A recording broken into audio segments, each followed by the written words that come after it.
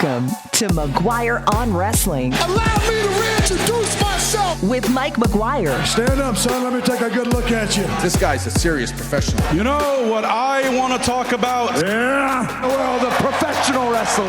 Do I have your attention now? Done shilling. I'm done shilling, okay? Let's get this show on the road. I love professional wrestling. Hello, welcome to a special edition for the Labor Day weekend of McGuire on Wrestling. Yes, WWE Clash in Paris has taken place at about the same time this show has been posted, or if you're listening on the radio, then you're listening the day after WWE's Clash in Paris. We will have some follow-up stuff on Clash in Paris on the podcast feed after the show, but this is kind of a special episode this week, something that was actually inspired by one of our Facebook members on the Celebrate Wrestling Facebook page. They just shared the anniversary post of an event that happened in Toronto back in 1986. And it was labeled locally as Hulkamania, but became known to videotape watchers and to a lot of people outside as the Big Event. The WWF Big Event. And it featured a bunch of matches headlined by Hulk Hogan versus Paul Orndorff right in the heat of their World Championship feud. You know, Orndorff had just turned on Hogan not that long before, and the whole card was just kind of a showcase of a lot of who's who, a lot of who would have been, and a lot of who would be to come as far as talents in the World Wrestling Federation, WWE as we know it today. And so joining us is a guy who was there. Now, if you've been listening to me doing wrestling radio shows for a while, then you're probably no stranger to this guy at all. But if you haven't, then Dan the Mouth Lovranski is going to be a treat for you today, because Dan has been doing this longer than all of us on Celebrate Wrestling as far as wrestling radio, podcasts, you name it. And Dan the Mouth Lovranski is a legend. A legend, I dare say. He hates it when I call him legend, because he's not that old. You know, he's been around a lot of this stuff is what we're saying. And he was actually at the Big Event. It was in Toronto. And so we're going to save all the details on that show for Mouth to share with us coming up on the show today. We're still going to do some of what we normally do, go through some of the biggest stories this week. But yeah, this is kind of it's almost kind of like what Andy and Stefan do with Legends and Champions, where they focus on shows like this. And I think that other podcasts have done this. In fact, I was Googling just different stories and stuff on this, and there's actually a paywall version on Post Wrestling from 2019 where Mouth was a part of this with John Pollock and Wei Ting, and they talked about this show. So I'm not sure how different our conversation is going to be from the one that he had, 6 years ago now. But to hear Dan talk about it, and he has memorabilia from that show. He's got a poster hanging in his home of the Big Event. It's really something special. I think it's really cool to listen to. I think you'll really enjoy it. And Dan is always a great storyteller when it comes to this stuff. So looking forward to sharing that with you, with the Mouth coming up in just a few minutes. But right now, we have some other things to talk about. Obviously, Clash in Paris taking place for WWE means that there's going to be a lot of ramifications. John Cena versus Logan Paul, the big draw on this show. In fact, it's funny. WWE Clash in Paris is a show that has a world championship match, but that's not what you're focusing on. That's not what a lot of the attention has been on for this one. Now, you do have the world championship between Seth Rollins, CM Punk, LA Knight, and Jey Uso, but I feel that match is being overshadowed by John Cena and Logan Paul. So we'll see how it all shakes down here, but that definitely seemed to be the story after this past Friday's SmackDown. Also, the U.S. Championship has changed hands. If you haven't heard by now, you probably should have. But yeah, Sami Zayn, your new United States champion in WWE. So we'll see what happens there. We'll have a full shakedown and get a yay boo your thoughts on Clash in Paris on the podcast feed. There's been a lot going on in the world of wrestling in the past week, though. AEW made a big appearance at the 2300 Arena, the old ECW Arena in Philadelphia, and a big announcement came out of that as well. Of course, they're getting ready for their next big shows. WWE's got all their big shows coming up. TNA continues to dominate. In fact, they're on their way to Alberta this month in September. As I was saying before, Dungeon Wrestling is back in Calgary, which I can't wait for. It's been a long time since we've ran a show, and it'll be great to see everybody and see the action there in the Victoria Pavilion. So we'll talk about that as more. I've also been posting slides of some guests that are coming up. I told you a couple weeks ago, thanks to Canadian Wrestling's Elite, in Medicine Hat, I was on a show with the Brian Kendrick. And Brian Kendrick, again, a guy who has done and apologized for some really dumb things in the past, but we talk about him today and wrestling. And I think that if you're a prospective wrestler or if you're a fan of how the wrestling mind works, you might enjoy this conversation. But before that, next week, very excited to have, speaking of Dungeon Wrestling and TNA Wrestling and Maple Leaf Pro Wrestling and wherever else he can wrestle, he will. Raj Singh, Champagne Singh, will be on the show, or Campaign Singh. I think he's back to Champagne Singh now. He's going to be here, and he's going to join us to talk all about his new Calgary-based wrestling school. Not since Lance Storm have we had something this established with this kind of talent behind it, and now they're opening the doors to everybody. So he's going to talk about that and a lot more going on in his life next week on the show. So we've got some great stuff loaded up for you. If you feel like supporting, the easiest and freest way to do that is just by hitting subscribe, giving us a 5-star rating, and that goes not just for me, but for the whole crew. So you got guys like Mouth today. You've got Andy and Stefan on the Legends and Champions pod. You've got the Greek World Order in Mitch and Dimitri, who are back, reunited, and it makes me worry a little bit some days, but no, it's good. They put out a great show on Saturday, and you can listen to all this again for free. CelebrateWrestling.com is where you go for that. CelebrateWrestling.com, or just look for Celebrate Wrestling wherever you get your favorite podcasts. Give us a 5-star, give us a subscribe, and that honestly means more than anything. If you do want to support the show financially, help pay for a PLE bill or two or whatever, that's appreciated as well. We try and give you high-quality shows all the time, and the easiest way to do that is by having the best gear and the best access to shows and information. And so, you know what? It does cost us a bit of money, but we never pass that on to you, but appreciate any financial contribution you want to make, and that happens at CelebrateWrestling.com as well, but you don't have to, okay? Always free, always about wrestling. That is the mantra of our shows. Okay, I think I've jibber-jabbered enough. Let's get to the 5 biggest stories from the past week, and then we're going to talk all about the big event. Let's go. You want to hear the breaking news? Well, let's start off with an update we talked about last week, what happened at the Knox Pro event. That's the show where Raja Jackson, the son of Rampage Jackson, the famous MMA fighter, allegedly assaulted pro wrestler Psycho Stu. And Psycho Stu was in the middle of the ring and apparently got knocked out by Jackson, who treated the fight like a shoot and allegedly knocked him out after several blows in the middle of the ring.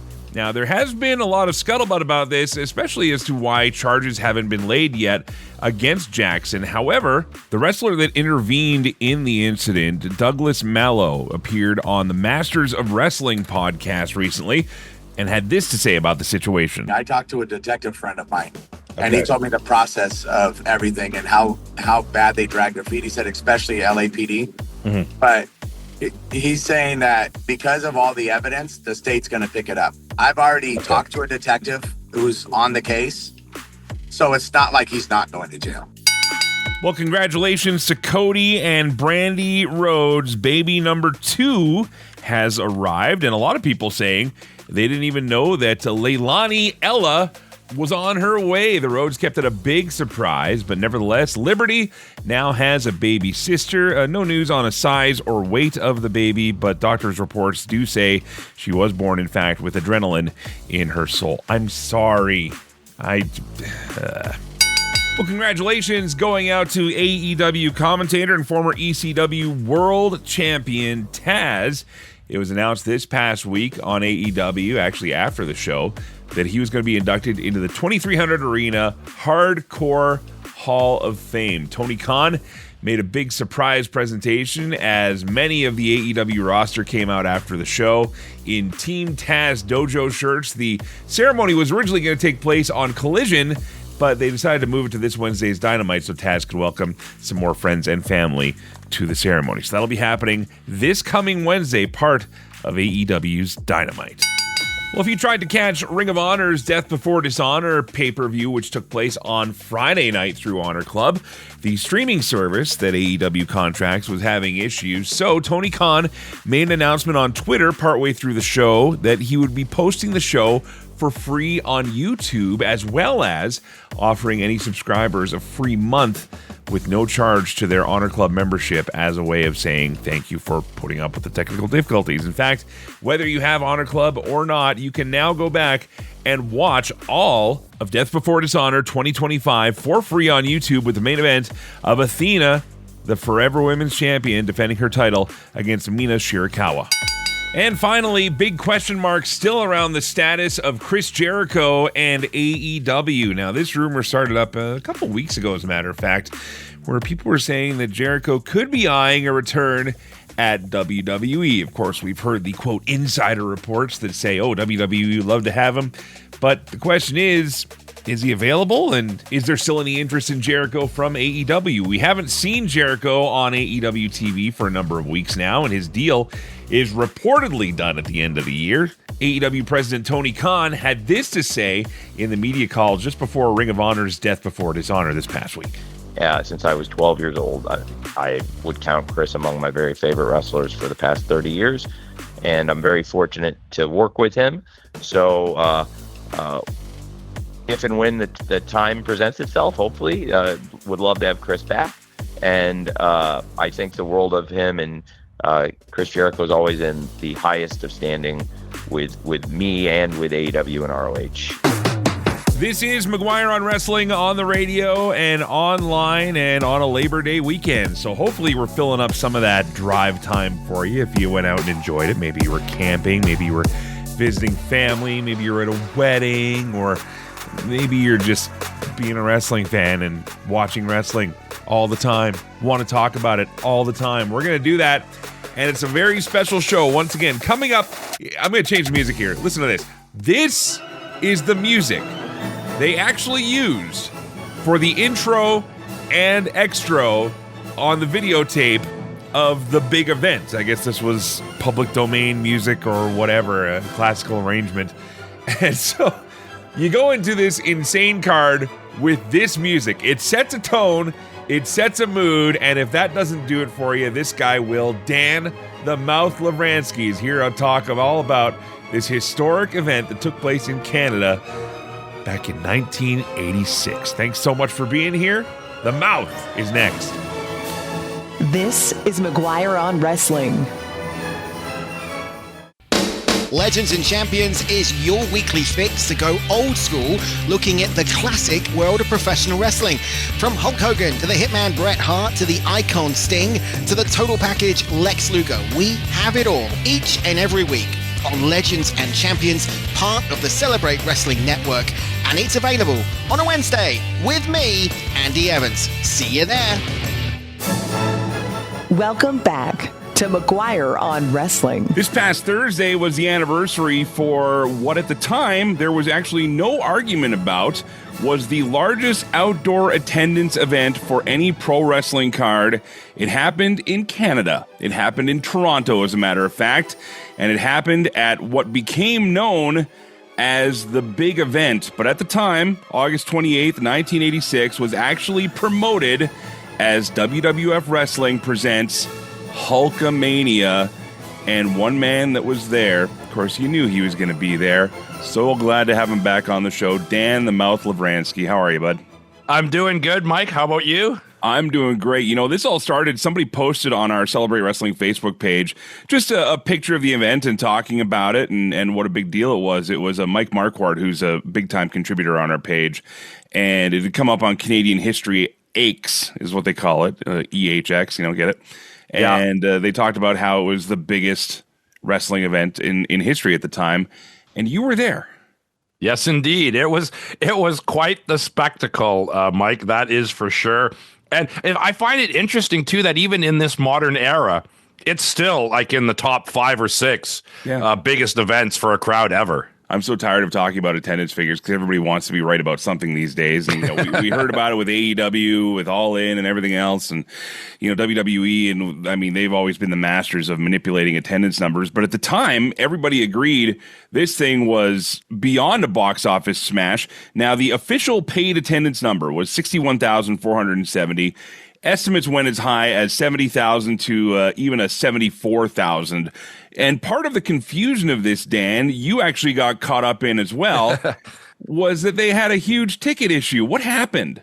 It's really weird. Yeah, it was incredibly insane. I mean, I didn't live in Toronto at the time. I'm in small town Ontario, and me and 3 other buddies pool all our money together, drive up here.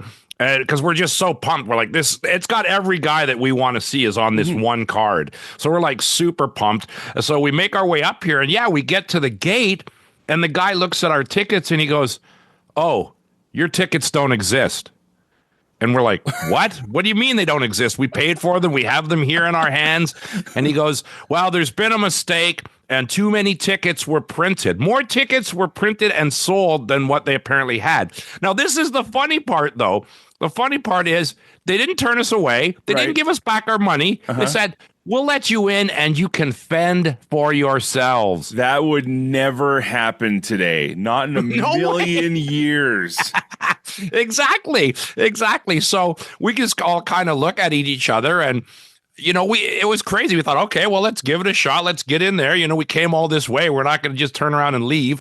So we get in there, and we basically had to kind of separate. There was 4 of us, and there was no chance we were going to find 4 seats together, right? Right. Because by this time, the place is packed, and so we basically had to separate, and we all had to kind of fend for ourselves. And we all found seats. My one buddy and I had the best score, though, because we were hanging around ringside, just checking things out.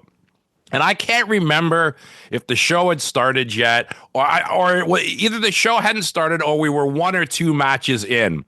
And we're in the ringside area, and these 2 clods get into a fight with each other. I don't know. "Oh, yeah, well, Ricky Steamboat's better. Well, I like Jake the Snake." I don't know what it was, but these 2 clods started fighting. And I mean a brawl, like as Gorilla would say, a Pier Sixer.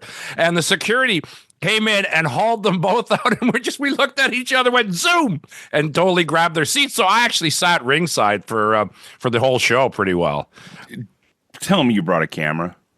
Oh no, I was not. I was never a camera guy, Mike. No, I was never a camera Dan guy. Lovranski. No, I was never a camera guy. I mean, I got the poster. I got the amazing poster. We have that poster as part of the post for this week's episode and on our Celebrate Wrestling Instagram and Facebook as well.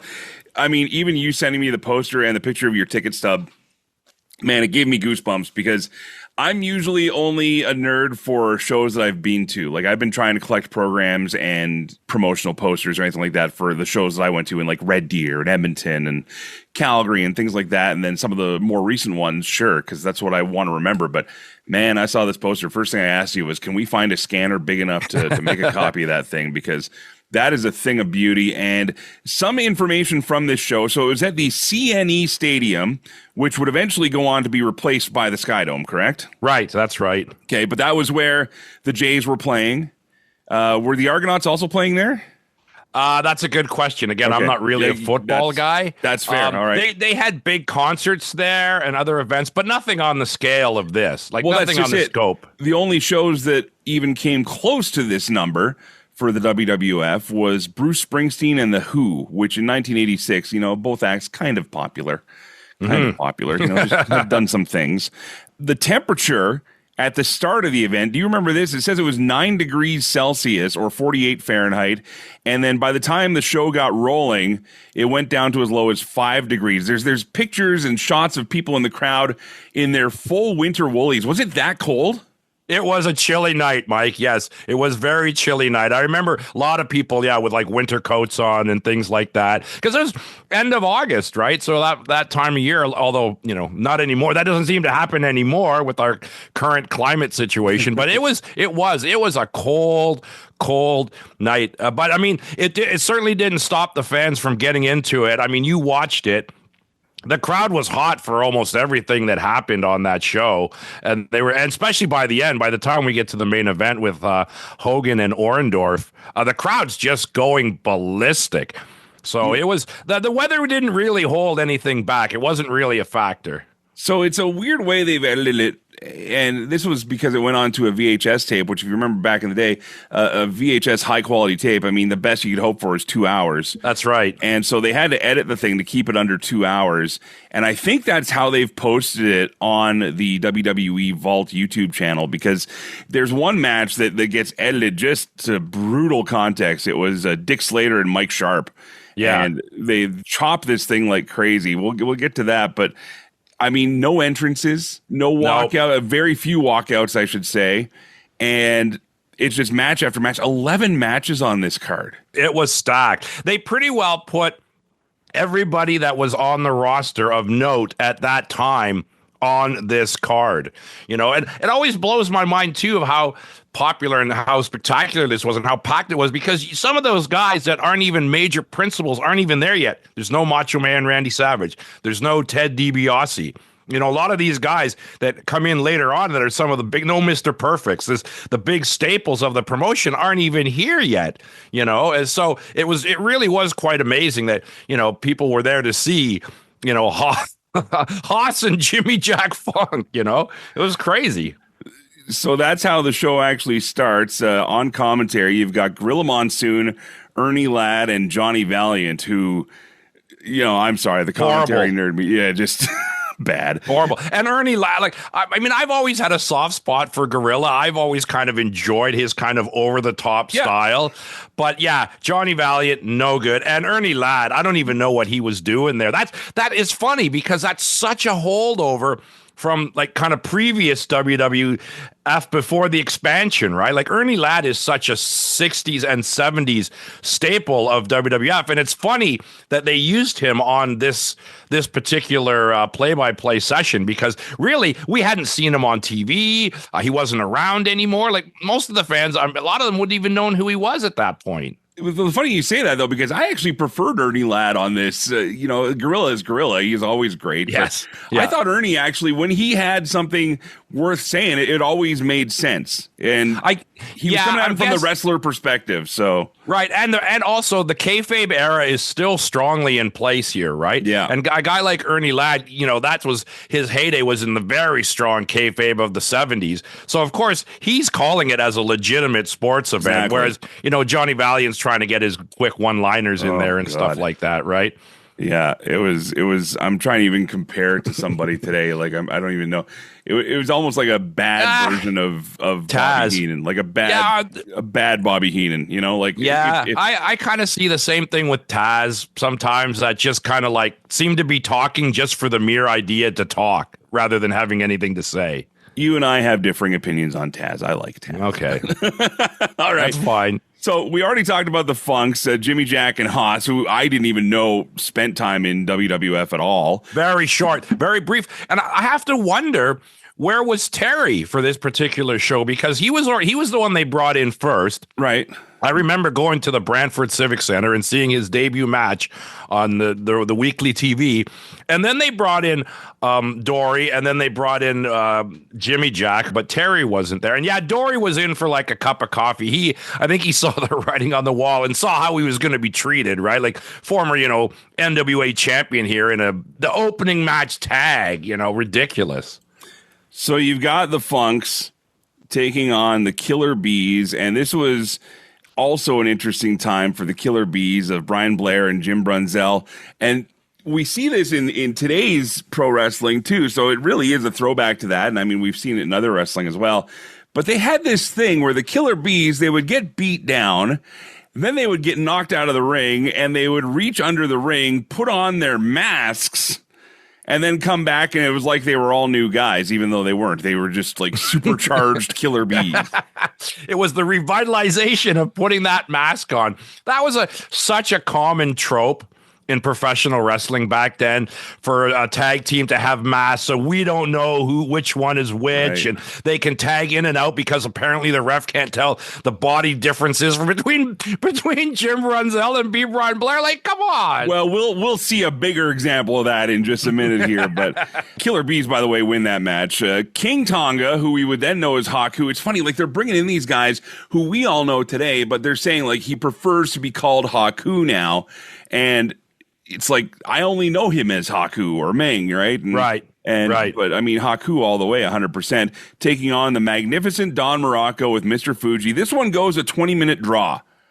Wow. I guess they didn't want to hurt either guy. Both guys were relatively new to the promotion at that point, too. Both Morocco and Haku. So I think the idea was they didn't want to obviously put a loss on either guy. But it is surprising that an undercard match like that would go to a draw. Well, and that's just it. Like you said, they probably want him to go Broadway. It also eats up some time, but it was also one of the longest matches on the show, if not the longest. It's funny because the matches themselves didn't last that long. I mean, they were usually 11 to 15 minutes. So another pair of names here, Ted Arcidi versus Tony Gurria. Ted Arcidi, I only know by the LJN action figure. I'd never seen him wrestle a match until I watched this show, okay? Right. And it's funny because that's a much talked about LJN figure because he was around for such a short amount of time, too. Yes. But Ted Arcidi got this, and it's funny because he actually looks bigger than his action figure looks. Like he was a big dude. Like he was really big and thick, definitely like that old school pro wrestler, just big, thick barrel type of body, you know. But he looked like he ate those wrestlers. Like he was just gigantic. Yeah, he was big. But yeah, you're right. He was just one of those. We all know how Vince was obsessed with bodybuilding and those type of guys that came from that world. And that's why he's got Ted Arcidi in there. But he quickly learns, and we all quickly learn, the guy's got no charisma. The guy can't really wrestle a match properly.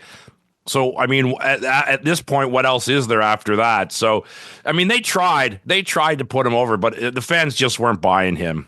Well, Arcidi still got over in the match over Tony Gurria. This is the first time I've ever seen Tony Gurria without a suit. Tony Gurria, I mean, literally, he's got that old man face that, again, I would always see him ringside as a WWF agent. You know, he was one of the guys who would come out in suits in the 80s. I never knew he even wrestled. And so it's weird. It's, I don't know. It's like seeing pictures of your grandpa at the beach. Like, it's just not a thing you expect to see.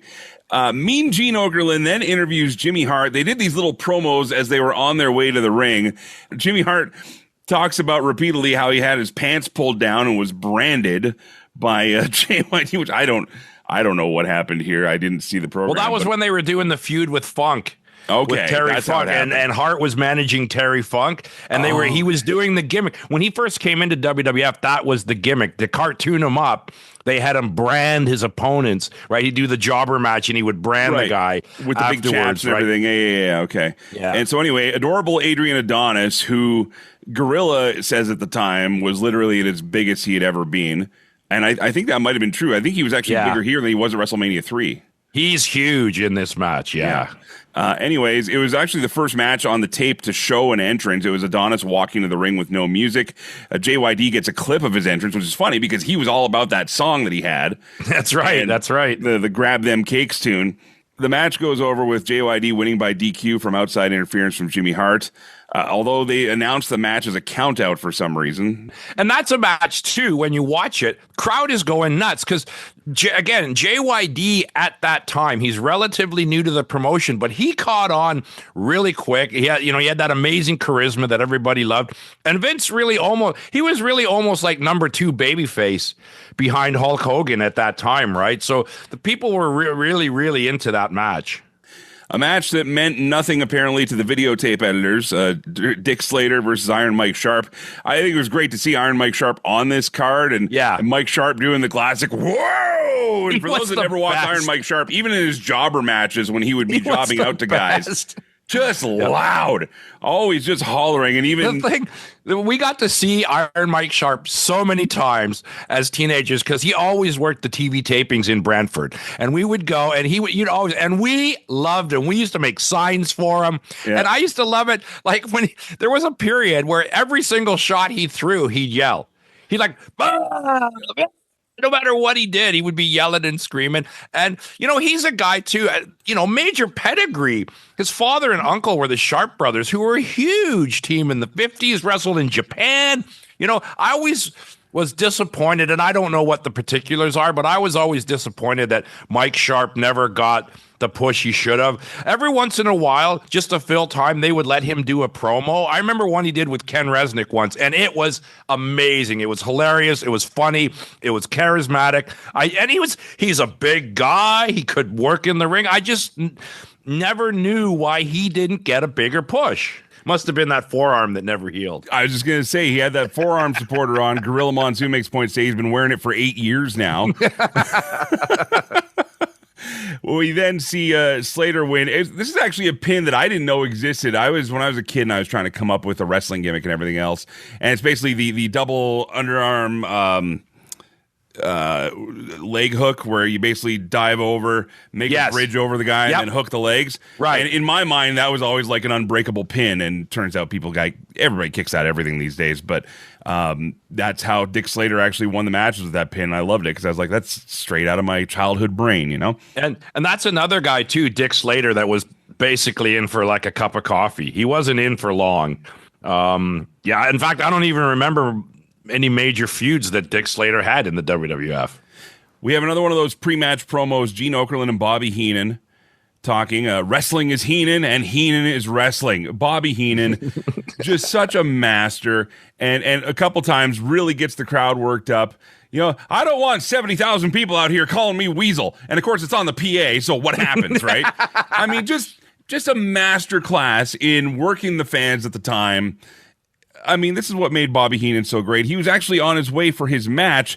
It was going to be himself, Big John Studd, and King Kong Bundy taking on the Machines and Captain Lou Albano. Now, they billed it as Giant Machine and Super Machine, and we'll go through the Machines here in a second because I need more clarity on this from you. But Super Machine was Bill Eadie of Demolition. That's right. Okay. Giant Machine, was Andre, Yeah. but this was still babyface Andre. Right, that's right. And then Blackjack Mulligan wrestled as Big Machine. So Big Machine and Super Machine actually wrestled the match, but then Giant Machine was on the outside. And then you had Studd, King Kong Bundy, and Heenan. Studd and Bundy and Heenan win by DQ after the Giant Machine interferes and bumps Heenan around like Kurt Hennig. For those that only know Bobby Heenan from his later years as a commentator and stuff, when he was heel managing and he'd do those wrestling matches, that dude bounced around like a freaking bouncy ball. Him and Adrian Adonis had that spectacular method of, I don't know if it was their center of gravity or the way they were built, but they were just amazing at that stuff. And Heenan had been a wrestler too. Let's remember that, right? Bobby Heenan did wrestle in the 70s and that as well.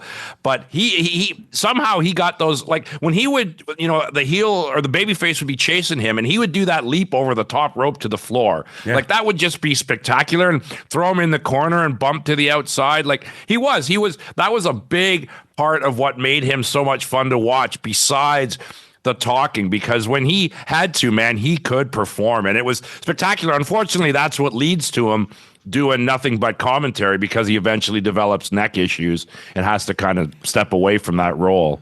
So for the Machines, and I need you to explain this to me a little further, because this was right before I started getting into wrestling, and I remember seeing the tape for the big event and going, that makes no sense. Hulk Hogan's wearing white. I don't know what that is. But and he's not in the show, but that was the picture they had on it. Anyways, so you had Bill Eadie, who clearly wasn't doing anything yet with Demolition, because that had he had just been the Masked Superstar before this in other promotions, right? Blackjack Mulligan, again, kind of the same situation. But Captain Lou was bringing in these Machines, and there was a big campaign on that Bobby Heenan was trying to prove the Giant Machine was Andre, and if he could, then Andre would be suspended for life. Right. So somehow that changes when the heel turn happens, obviously, with Andre and Hogan. But until then, was that the feud? Was Heenan and Andre, or? Well, it was just kind of I think it's because he had Bundy and Studd, right? And it plays off the whole thing with, remember we had Studd and Andre at the first WrestleMania, and that was always an ongoing feud. See, back in those days, they would manage to keep things going. It's like, okay, you beat my man Studd. Okay, I'm bringing in Bundy now, and they continue to go after Andre, right? So that's really what it was. It was kind of like a personal vendetta thing that Heenan wanted to take Andre out of wrestling. The funniest thing for me with the Machines is what happens after this, and they start to do house shows, and we get Animal Machine, and we get Piper Machine when Piper turns babyface. And I think they even did Hulk Machine at one of them as well, right? So eventually, it just becomes this big running gag as who are the machines. Like even for that era with the kayfabe, they just took it so far with this thing with the machines. And eventually, I don't even remember the culmination of it. If there was one, I think it just kind of fades away, and that's it, right? Yeah, and another name that was apparently part of the machines, Crusher Lazowski. Do you remember a Crusher machine? No, I don't. That's that you know what? That was probably very regional. That was probably like in Minneapolis or Minnesota or somewhere like that where they're playing to the that was probably like one night only. If that happened, it was probably for one night only. All right. Well, we're talking about the big event from 1986, locally marketed as Hulkamania. Dan Lovranski was there. We've talked about the crowds. We've talked about the cold. And these matches are just incredible. Jake the Snake Roberts versus Ricky the Dragon Steamboat in a snake pit no DQ match. Jake billed at 249 pounds here. And this was one of the few times that you could actually buy into that with Jake because he did have the height over Ricky. Ricky looked so stacked. And I remember when I first met Jake Roberts, I couldn't believe how tall he was. Yes, yeah. And you never really felt that because he'd be usually wrestling taller guys, or he did a good job of making himself seem undersized, and he had that svelte figure too, right? But this was Jake probably in his prime. Ricky Steamboat delivers, and even though they dubbed over it on the YouTube channel, he came out to his serious music. I loved this match. Yeah. I really thought it was a great match. Not a ton. It was one of the highlights for us live as well when we all found each other after we all found each other at the end of the night. It was we were all raving about that match. We all loved it, and you have to remember too that match gets over huge. Not only because they had built it up well, but again, those are two guys that were also in Mid-Atlantic. And you have to remember that the Toronto territory before Vince moves in with the expansion is the Mid-Atlantic. So a lot of the guys like, Piper and Jake and Steamboat and that were already well known to the Toronto audiences. And Ricky gets slingshotted at one point into the outside, on the pole on the outside. And only because you know what to look for these days. You see him gig himself, and that's where he actually gets some color, gets some blood. It was a great match. I mean, a little silly finish, but not overly because Jake was playing the confident heel, and he does a nonchalant cover, and Ricky basically cradles him and, pins the shoulders, and that gets the pin. But the heel fans were cheering Jake. You can actually hear them quite audibly on the tape. You have to remember, too, and honestly, me and my buddies were the same. At that time, it might have been you, to be honest. I don't know who it was, but you never know. At that time, we loved the heels just because the heels, most of them at that time, think about it, they're so charismatic. Bobby Heenan, Jake the Snake Roberts, they're all these really great charismatic characters, and they were allowed to do the real talking. Back then, guys like Steamboat and that had to kind of do that Bob Backlund, mom and apple pie, babyface stuff. And it's really hard even then to engage fans with that. Whereas, Jake would get up there and go, yeah, I'm the personification of evil, and evil works in many different ways. You'd just be like, wow, this guy's fantastic, man. I can't wait to see this guy. So, yeah, we were cheering. You notice it in the Orndorff-Hogan match, too. We'll get there. You're listening to McGuire on Wrestling. Mike McGuire here with Dan the Mouth Lovranski. Dave is off this week, so we're having a bit of a history lesson here, kind of like our Legends and Champions show, which you can get on the Celebrate Wrestling podcast feed with Andy and Stefan every Wednesday. But coming up after this quick break, we're going to go through the rest of the card here and talk about some names that were on their way up and others that were on their way out of the WWF. Hang on. This is McGuire on Wrestling. The alternate commentary table, ACT, brought to you by the Celebrate Wrestling podcast feed. Listen, it's Mitch, it's Dimitri. We got this little pod thing that we do every single week where we talk about the week in wrestling and the way in which we do it from the other side of the railing. Right, Mitch? I like that. We're coming at it because we love it. We hate it. The alternate commentary table, ACT. Download it anywhere where you're getting your podcasts. Cha-cha. Welcome back to McGuire on Wrestling. Today is the day of Clash in Paris. We will be doing a Clash in Paris recap probably next week, just for the Labor Day weekend, though. I wanted to make sure you got this. Plus, Raj Singh bringing Calgary professional wrestling training back. Dan the Mouth Lovranski is here. Dan, we've been going through your memories of being at the big event in Toronto back in 1986. Have you done the math? How many years that is? Because I don't want to know. Yeah, okay. I don't need to know how long ago that was. It's starting to look at its RRSP a little closer. It's wondering when am I going to start getting CPP here? Absolutely. Well, we went through some of the matches, ending up with Jake the Snake and Ricky the Dragon Steamboat. I want to continue down the card here. There's only a few left, but this one, I mean, considering the guys that were in it, and you talked about how Vince McMahon obviously loved the big jacked guys, Billy Jack Haynes and Hercules Hernandez. Now, this was supposed to be kind of a power struggle match between the two. They would have that full Nelson off at WrestleMania and everything, but this was, by modern standards, it would be one of those meat versus meat matches. But these two guys just kind of did their thing. To me, it seemed a little slower. It was also thrown off a bit because it sounded like Gorilla had to redo the commentary on the tape and redid it on his own in the studio because the audio difference is just completely different. So a little taken out of this one. Billy Jack wins by backslide pinfall. Do you remember anything outstanding about this? No, match? Not really. Like you said, again, two guys that never really clicked. They tried hard with Hercules. They put him with Bobby Heenan when he first came in, and which usually would guarantee something, but he just never really caught on. And same with Billy Jack Haynes. Those guys just really didn't catch on up here. They weren't particularly charismatic guys. And the match, it's only going to be what you call the meat match because they're both muscle bound. It's not like a Steamboat and a Jake where they can kind of pull off some stuff. They're pretty limited in what they can do. And again, Vince loved that strongman thing. So yeah, let's do it. Strongman versus strongman.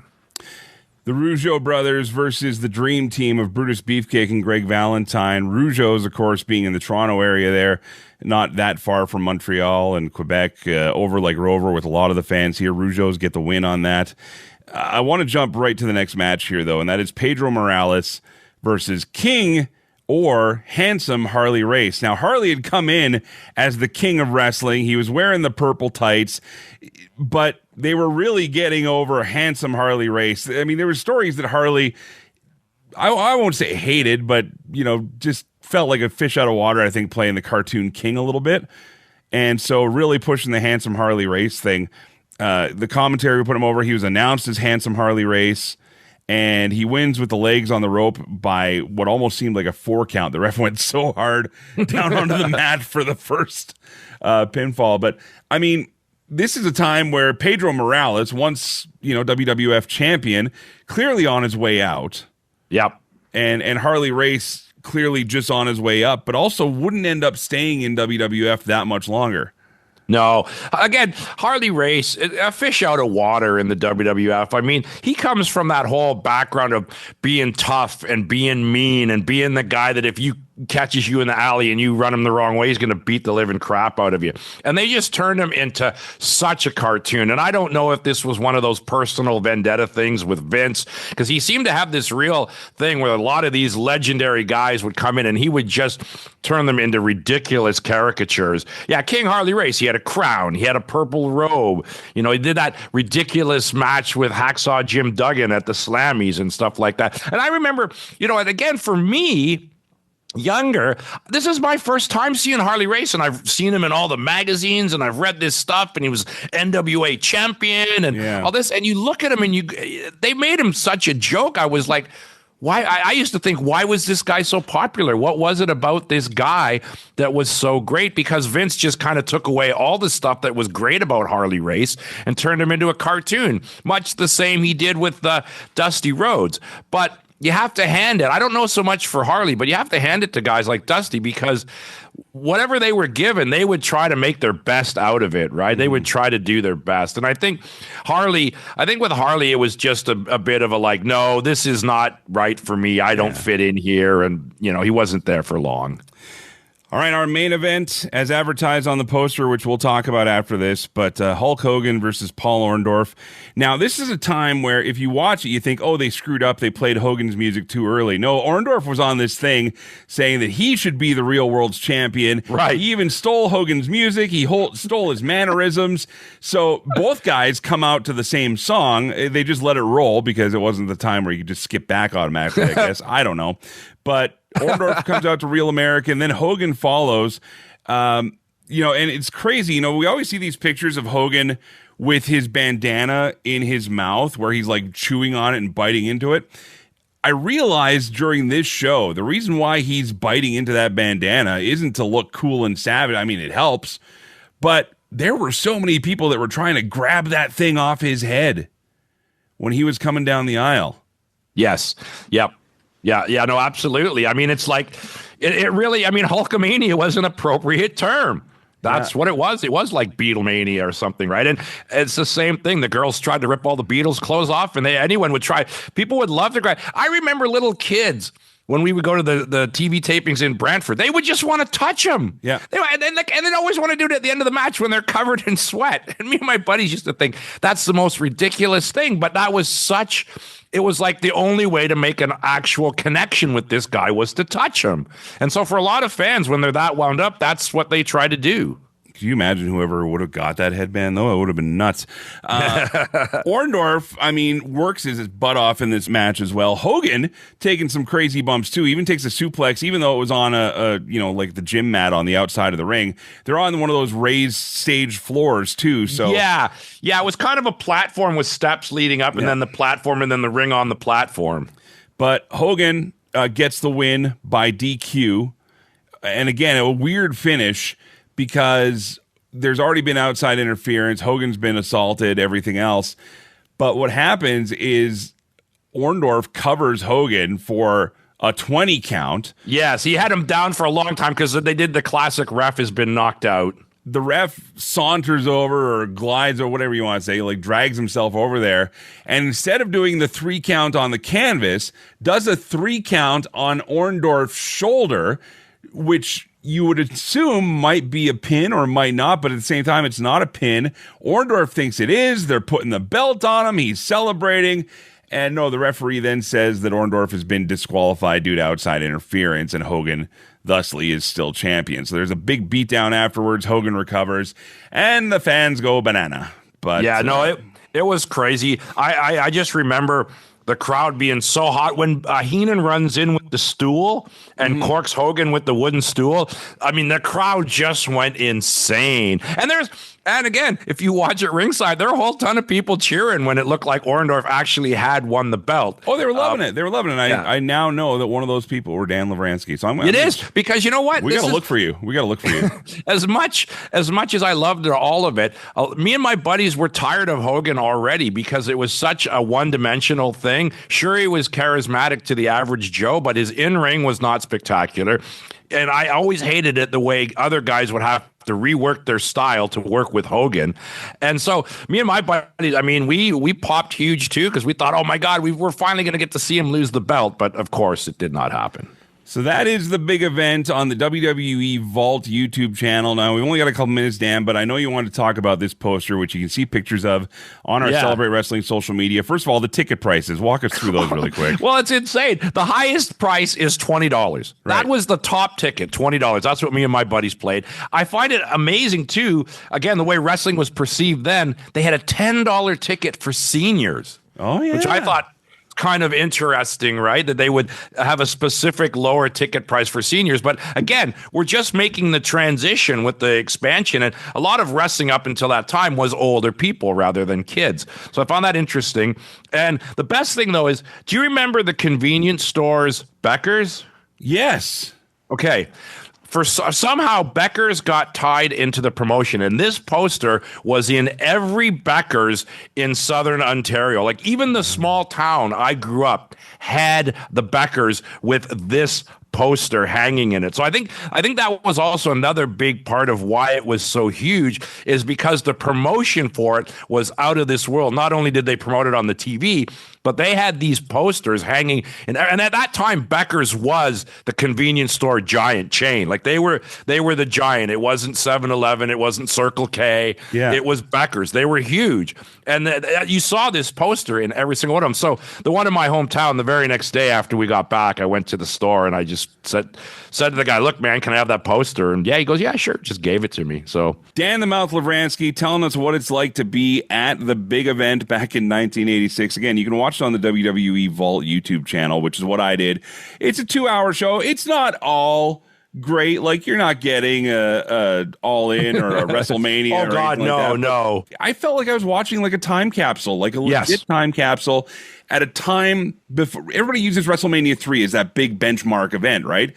But this was the big event before the big event, and it's obviously why it's called that. But at the same time, it was something so radically special, and it shows you the upswing. Like, Hogan wasn't even doing big boot leg drop as like a big taunted finisher, you know? Like, he'd never hit it in this match, but at the same time, it's like everybody's with it. So it had to be one of the events. I'm guessing it had to be one of the events that convinced McMahon to go for the big stadium for WrestleMania 3, because this was in August. WrestleMania 3 would have been in March or April or whatever.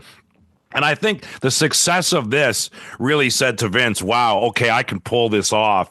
I mean, it was Toronto, one of the biggest wrestling cities ever, but I think it really convinced him, wow, we've got momentum and we can do a stadium-style show. Well, that's probably what helped them choose Detroit too, being so close. So. Yeah, exactly. So a lot of Toronto fans could go. Exactly. All right, Dan, always a pleasure to have you on here. Again, if you want to see the pictures of the poster and the tickets and stuff, head to our social media. But you're still doing your own radio stuff as well, and there's something pretty cool going on with your show.